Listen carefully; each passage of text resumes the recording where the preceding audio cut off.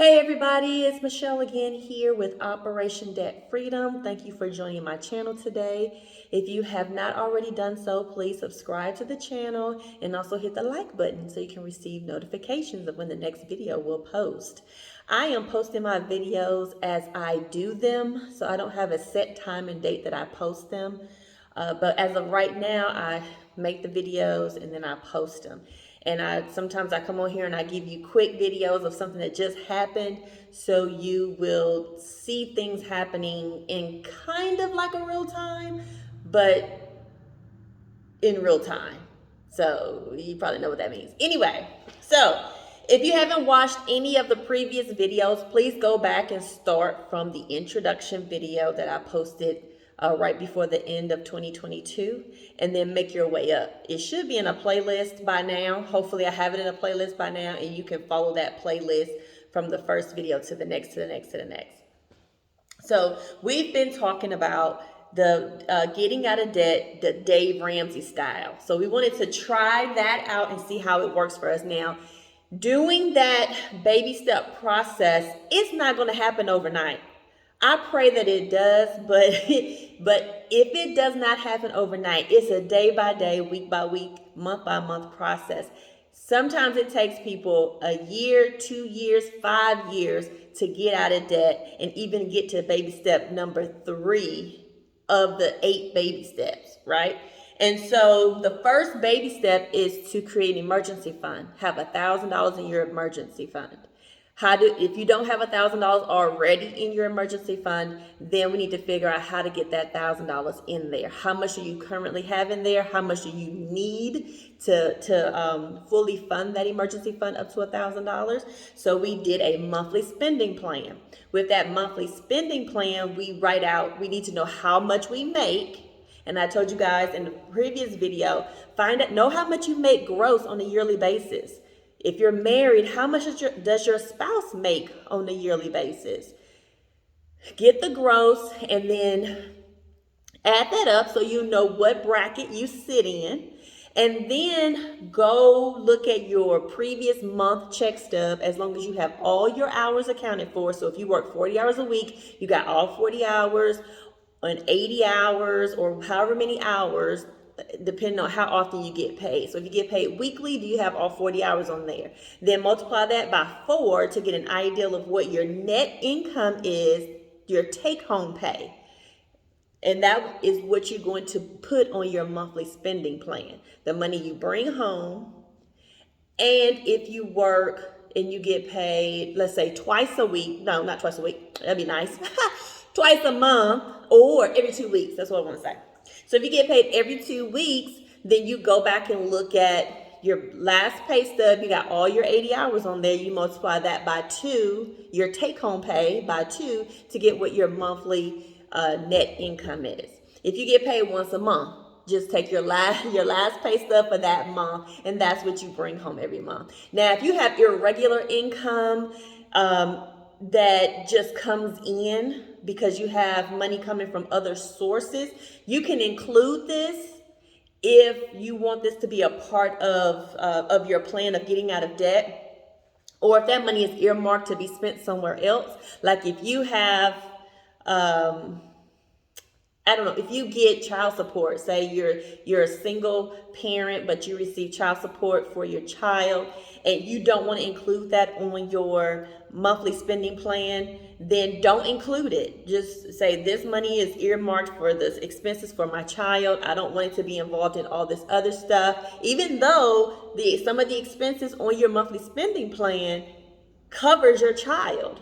Because if you got a roof over your child's head, if you're providing electricity, heat, if you're providing water, if you're buying food, if you're buying clothes, all those things, you're also spending them to protect your child or your children. So if you want to include that child support check in your overall monthly plan in order to take care of your expenses, add that in there. And if you know how much that is on a consistent basis, add it in there. But if you have something where you may be getting a little bit of money from this place every once in a while, or money from here or something like that, something that's sporadic, irregular, that's not consistent, then just don't include that income at this time. You can use that as bonus income to go ahead and start knocking off some debt. Now, if you are getting something like that, then you need to let me know what that is, because we don't have irregular income like that coming in. And so that would be nice to know. What are you doing to get that irregular income? So, but if I'm targeting people who work a regular job that is in debt, looking to get out of debt and create wealth, save and create wealth for their families. So once we got what we bring in net, if you're single, what income do you bring? What do you bring home? If you're married, what do you both bring home?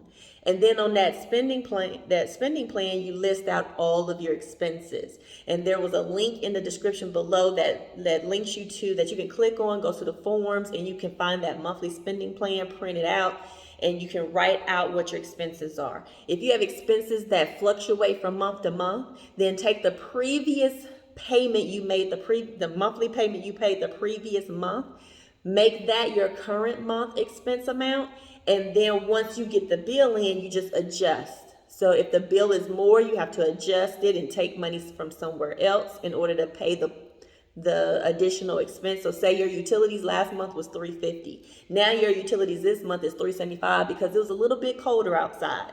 So now you have an additional $25 that you need to have to cover your utility bill. Do you have $25 in your surplus, or do you need to pull that $25 from somewhere else? If your bill was $350 and you got the bill this month and it's $325, okay, then you have $25 that you can that can go into your surplus or can be applied somewhere else. So you will have to make adjustments on your monthly spending plan as your bills come in that month. So that document is a living document until that month ends, and then that document is archived, okay? So you're gonna take your net income, put it at the top of the first page at the top. You're gonna write down your expenses in all of the categories where you spend monthly. You may not fill in all the categories. There's a lot of categories, but all of them may not pertain to you at this time. And then on that last page, you're gonna put your net income, total expenses, and you're going to subtract your total expenses from your income. What's the difference? Do you have a surplus? If you have a surplus, leave it as is until you get to the end of the month, till you made your last bill payment for that month and all of your bills are taken care of and you're about to close that month out.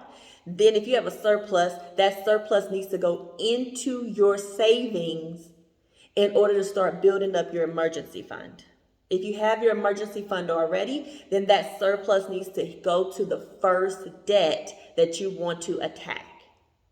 Now, if you have a zero budget, meaning everything you bring in equals whatever you're spending out, and you have zero, then in your monthly spending plan, are you including a certain amount to go into your savings? Which I highly encourage you to do so if at all possible. So if you have a surplus, did you earmark money for savings? If you did, great. Then you put that surplus into savings until it gets to $1,000, right? If you're at zero, your budget is zero because every dollar has to go somewhere. And if you put money into all your categories and you're like, wow, the money I bring in, that's the same amount I'm spending out. Do you have money going to savings? If you do, great. That means every month you'll have a little bit more money going into your savings. How much is going into your savings? Then you need to see how much you are currently having savings, how much is going into savings, how long is that going to take for you to reach $1,000 in your emergency fund. And that's what's going to be your focus. And then if you want to speed up the process, if there's anything in your house that you can sell, if there's any way you can do extra hours at work, if there's anything that you can do for somebody else that they're willing to pay you for, you can provide services, babysitting services, dog walking services, helping someone organize their garage or do a yard sale and sell some clothes, put some stuff on Facebook Marketplace. What are some creative ways that you can bring in some extra income with whatever you have in your house and whatever skill set you have in your hands and in your mind that you can use?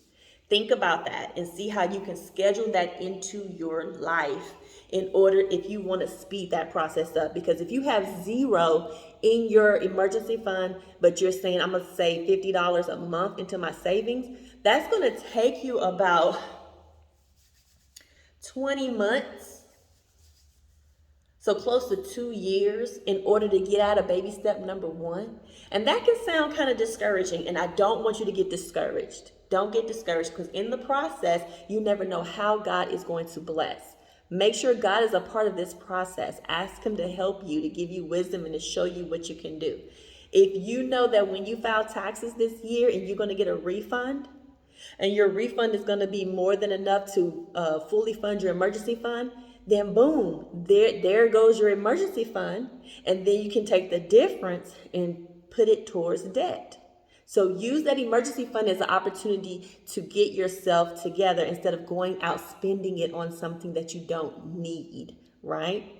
And so, but it's going to be up to you. If you have a need that comes up and you know you're going to use your tax refund to take care of that need, if that's what you got to do, that's what you got to do. But you got to stay vigilant. No, that's not a word. You need to stay diligent, intentional, and on the journey that I'm going to do this no matter what obstacles come your way, because anytime you set up to intentionally do something different, you're going to experience resistance. You're going to experience opposition, but don't let that take you out of the game. Stay in the game. Even if you need to take a break, even if you need to take a knee, come back and get back in the game, right? We want you to stay in the game. Now, with that monthly spending plan, if you did all your money, that money that's coming in, all the money that's going out, and you find yourself in a deficit, then all those other things apply. What can you sell? What can you do? Can you pick up some extra hours?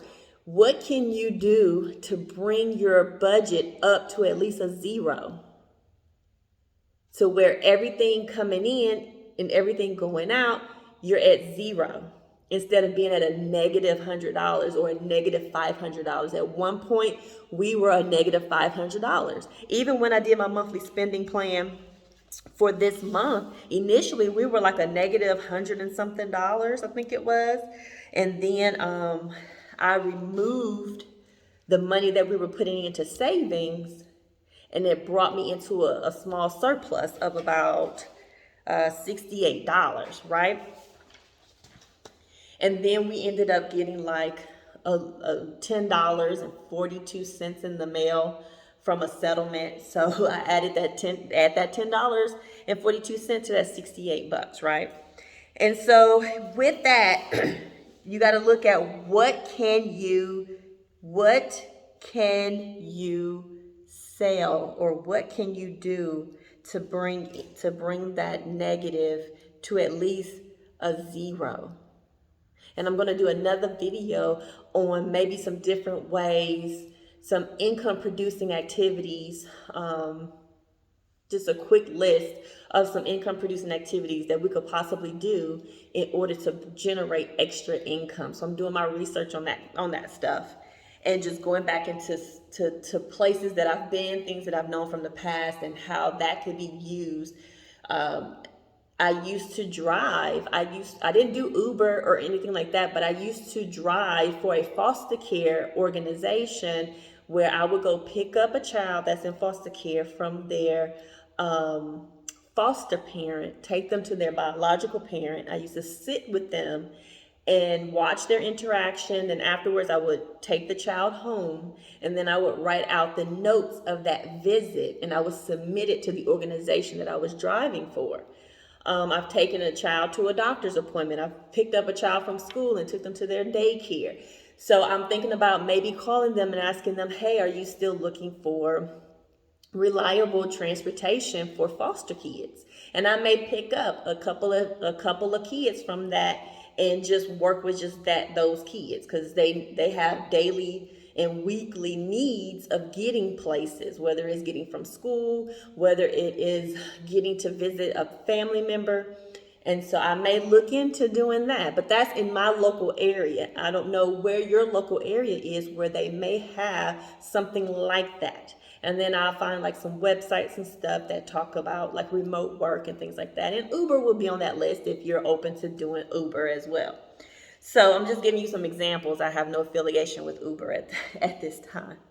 So I did say this was a part B of the debt snowball because after you're shooting for the $1,000 in the emergency fund. You got to do a monthly spending plan in order to see how you can get those funds. And then the next step after accumulating the $1,000 in your emergency fund, then you will stop contributing to your emergency fund and you will start using that money to go towards your debt snowball. Especially if you was putting money in there on a consistent basis, right? So if you have the money on a monthly basis that you're putting into savings, okay, then you're going to stop putting into savings. You're going to call a timeout on your savings, and you're going to bring in the play of the first credit card or the first debt that you want to pay off. And so I explained how to fill out the debt snowball sheet. Now I'm going to give you my homework. I give you my accountability to say, hey, I did my debt snowball homework. And I actually filled out the whole sheet. And I remembered a particular loan because our daughter who is in band, she wanted to do the trumpet. So we had to go get a trumpet. And I forgot, yeah, we do make a monthly payment on the trumpet. And I used the credit card to make that monthly payment. And so I called them and to find out what the current balance was so that I know how much is left on that trumpet so that that can be included in my debt snowball. So I want you to include everything on your debt snowball. I don't care if you owe a family member some money, something you forgot about, if you got a loan on your 401k and you are paying it back through your through every pay period, then they take a certain amount out to pay back on that loan. If you have a 401k loan, write that loan down. If you have a cell phone and you're paying on your cell phone within your monthly cell phone plan, so you're paying for the service and then you have a portion of that is going towards paying off a cell phone because you have a loan up in that sucker, then go ahead and write down that you owe your cell phone provider X amount of dollars remaining on a cell phone that you're paying on a monthly basis. Anything, if you have a firm, if you have student loans, everything that you have that you owe to somebody, write it down. So I went ahead and wrote down everything. I put it from least to greatest. So from the totals that I have on here, I actually took it off of, I have an Excel spreadsheet where I listed like all of my debts and I have them in categories from credit card to student loan, car loans, mortgage. And I got this spreadsheet from a mentor of mine that she gave out to all of her students. And so I believe I can't share this with you because it's proprietary information, but I like that spreadsheet because it totals up everything for me because it has the calculations in Excel. And if you're an Excel person, you will really enjoy, using that because it keeps everything up to date. So the last time I updated this was December 18th of 2022. So I took the totals from that sheet and put it on my debt snowball. This is going to be my main sheet that I'm going to keep. And then once I pay off a loan, or this is gonna be my main sheet because this is the sheet I want to use to say, hey, this is how much I paid off in debt from the time I decided to go on this debt-free journey. This is the amount of debt that I've paid off. My Excel spreadsheet, I'm updating that monthly, so that is going to fluctuate, and I'm hoping to see a decrease. It should be a decrease on my Excel spreadsheet, and it's not gonna, but it doesn't, I don't keep historical records on there. I don't keep a sheet that says, or maybe I could keep one of the sheets and say, this is my a starter sheet. This is where I'm starting from. I'm not going to change this, but I'm going to make a copy of it. And then I'm going to change that one so I have my most current totals. But I have my first one as this is where I started. So I can always go back and show and know the exact number I started with. So in just all of my debts and no mortgage, we're at $189,370. including, actually, no, because I forgot to total in that trumpet.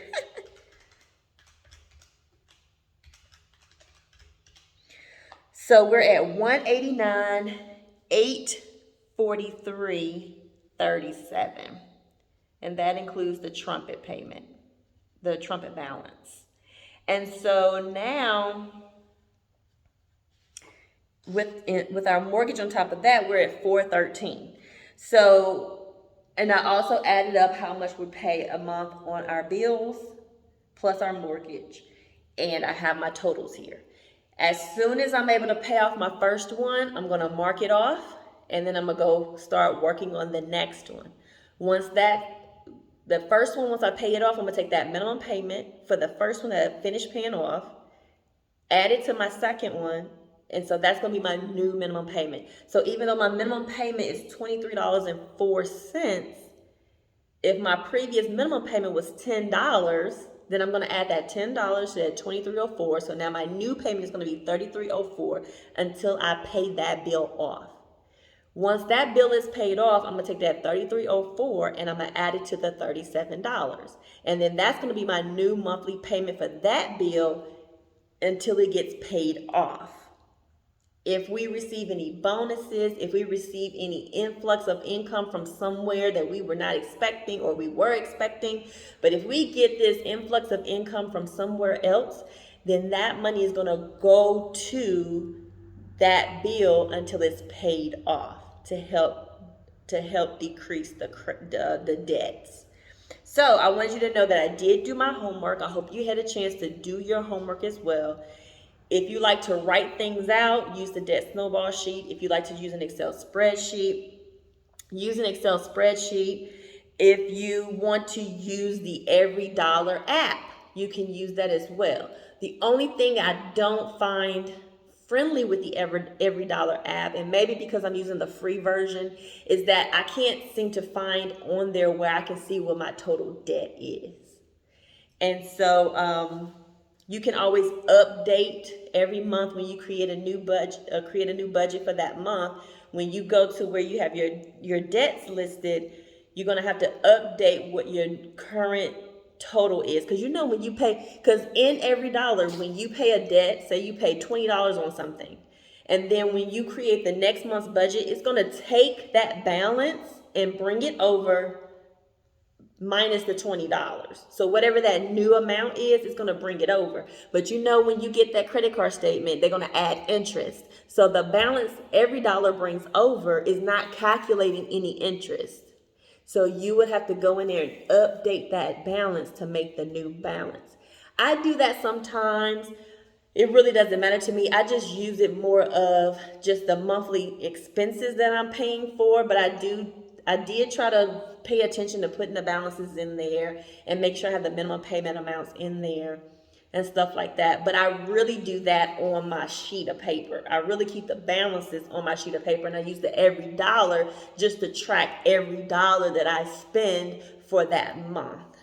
And it'll do the subtracting and all that kind of stuff for you. So with that being said, this is the end of, I want to say that's the end of that part B of the debt snowball, because I just want to come back to you and show you that I did my homework. Did you do your homework? If so, please comment in below. Let us know that you did do your homework. If you want to share what your total debt is, please let me know. And I will incorporate you in my prayers every day when I'm praying over this and praying to God, asking Him to help me. I'm going to also be asking Him to help you as well, because I want you to prosper and be in health as your soul prospers. So that is all I have to say today on this video. So I hope you guys had a great weekend, and I look forward to us continuing this journey. Thank you so much, and have a fantastic rest of your day. Bye.